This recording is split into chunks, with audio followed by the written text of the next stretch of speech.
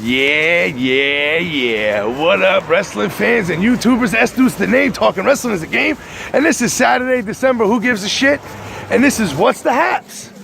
What's been happening in the world, the crazy, twisted world of professional wrestling? All signs are pointing at Roadblock, the big end of the year pay-per-view for Raw. Yeah. Roman Reigns is up against Kevin Owens, and there has been talk everywhere about Reigns possibly winning the Universal title and holding the Universal title and the United States title into the Royal Rumble, through the Royal Rumble into Elimination Chamber, where Vince thinks he's gonna put Roman in two Elimination Chamber matches.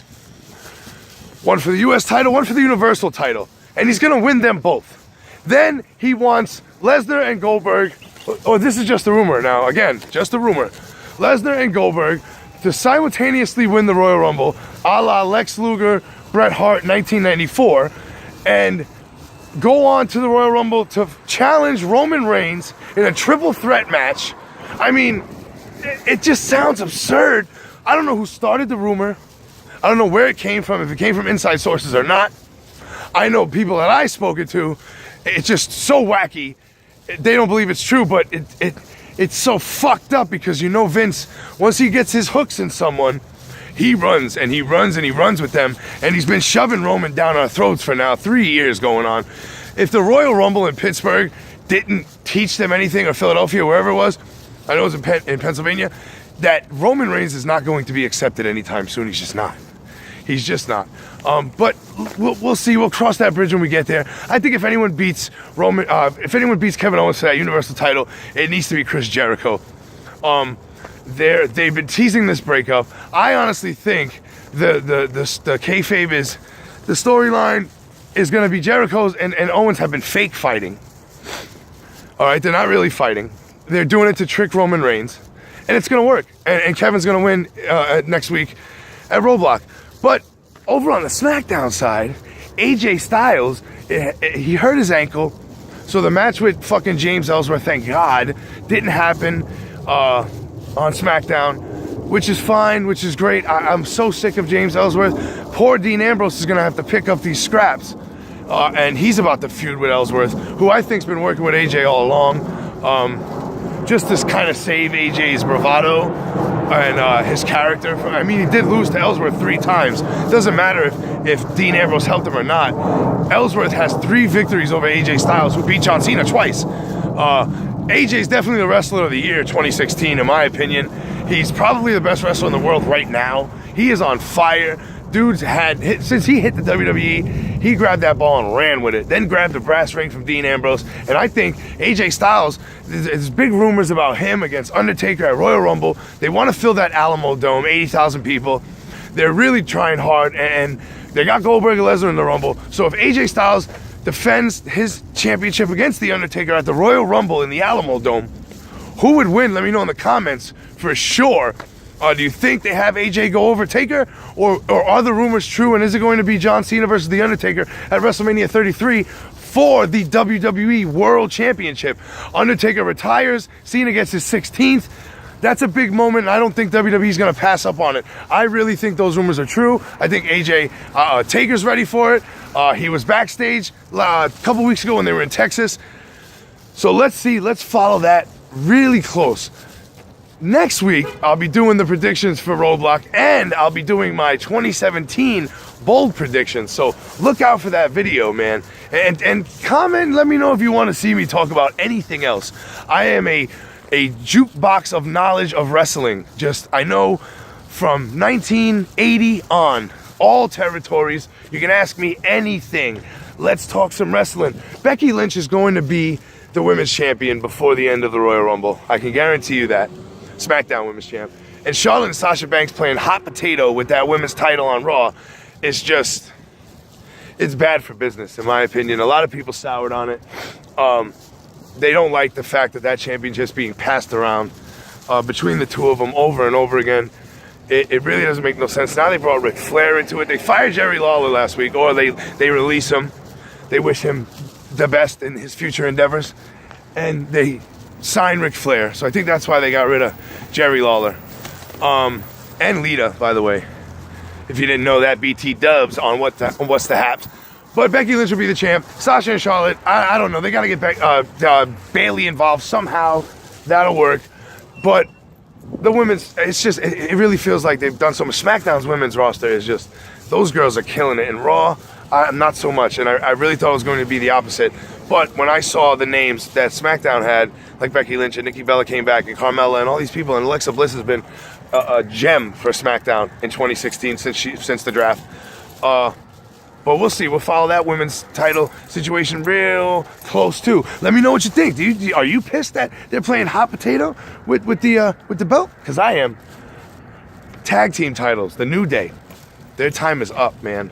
It's definitely becoming repetitive with the New Day. Sure, they're funny. Sure, they make people laugh. But the bottom line is, they've had those belts way too long. And it's time for them to let them go. They have to let them go. And that's it. They have to. Checking my mail.